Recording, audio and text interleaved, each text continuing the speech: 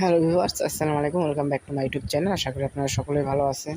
তো দেখতে পাচ্ছেন এখন মূলত গ্রাম অঞ্চলে যে পাট, সে পাট কাটার সিজন এবং পাট জাগ দেওয়ার সিজন।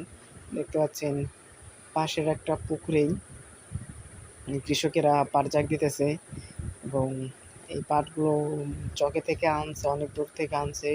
আর এই পাট চাষ করা অনেকটাই কষ্টকর। দেখতে পাচ্ছেন একেবারে যে মাঠ, সেখান থেকে পাট কেটে রাস্তায় উঠাইছে মাথায় করে এবং রাস্তায় থেকে আবার গাড়িতে করে বাড়ি আনছে। আবার সেখান থেকে এখন ৩-৪ দিন থাকার পর যে পাটের যে পাতা, সে পাতাগুলো পচার পর তারপরে পুকুরের মধ্যে ফেলছে, তারপর জাগ দেবে। আর এই পাট চাষ করা অনেকটা কষ্টকর দেখুন। আর বৃষ্টি নামছে ভালোই, তার কারণে এই বাড়ির আশেপাশে যে ছোটোখাটো পুকুর থাকে সেগুলোতে অনেকটাই পানি আসছে, তার কারণে মূলত পাট জাগ দেওয়া হইতেছে। দেখুন ছোট্ট একটা পুকুরে কতগুলো পাট, আরও পাট আছে।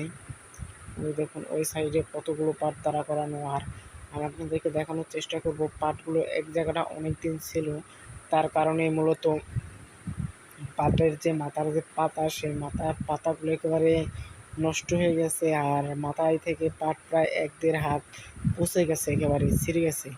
কারণ একসাথে অনেকগুলো পাট ছিল, চাপ দেওয়ার কারণে গরম বাইন দেয় ভিতরে, একেবারে নষ্ট হয়ে গেছে। দেখুন এই দেখতে পাচ্ছেন উপরকার যে পাট ১ থেকে ১.৫ হাত, সেটা পুরোটাই নষ্ট হয়ে গেছে। এখন মাঠে থেকে এনে এখন মাটির পুকুরে ফেলাইছে। দেখুন পাটের পাতার কি একটা অবস্থা হয়েছে। আর কৃষকেরা অনেক কষ্ট করে এই পাট নিয়ে। তাই